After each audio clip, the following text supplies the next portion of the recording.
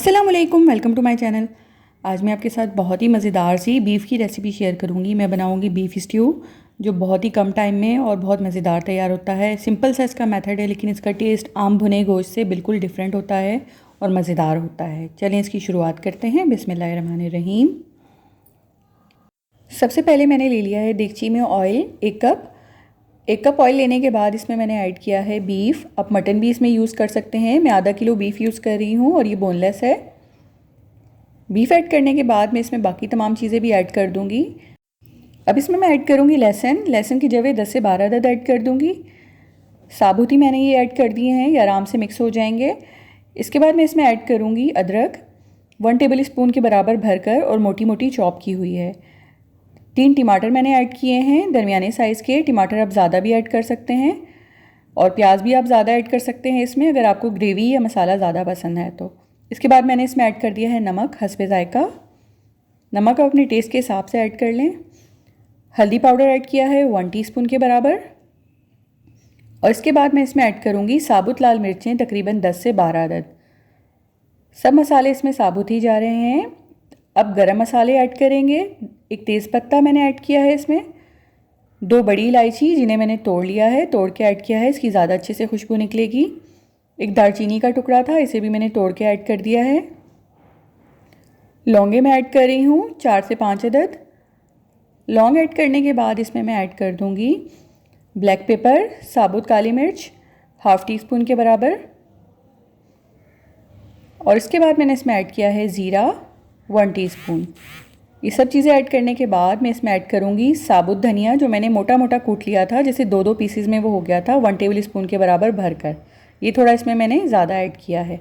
इसके बाद मैंने इसमें ऐड किया है पानी 3 गिलास। पानी ऐड करने के बाद इस गोश्त को मैं गलने के लिए रख दूँगी। तकरीबन 30 से 35 मिनट में गोश्त गल जाएगा। अगर आप इसको कुकर में रखना चाहें, प्रेशर कुक करना चाहें तो भी कर सकते हैं। गोश्त को मैंने तकरीबन 90% तक गलाना है, मुकम्मल नहीं गलाना। उस वक्त तक मैं इसको पकाऊंगी जब तक कि 90% गल जाएगा और इसका तकरीबन पानी भी खुश्क हो जाएगा। अब इसमें बॉयल आ गया है और मैं बिल्कुल इसको लो फ्लेम पर पकने के लिए रख दूंगी। अब गोश्त हमारा तकरीबन 90% गल चुका है और इसमें जो है ऑयल भी अलग हो चुका है और पानी इसका खुश्क हो चुका है। इसमें अब जो लहसुन वगैरह थे इसको मैं मिक्स करूँगी तो वो अच्छे से घुल जाएंगे। और जो साबुत लाल मिर्चें थी उन्हें भी मैं चम्मच से हल्का हल्का सा तोड़ दूँगी। अब इसमें मैंने ऐड की है दही 1/2 कप के बराबर। दही को इसमें फेंट के ऐड करना है आपने। अगर आपको ज़्यादा खट्टा पसंद है तो दही आप ज़्यादा ऐड कर सकते हैं और इसमें लेमन भी ऐड कर सकते हैं।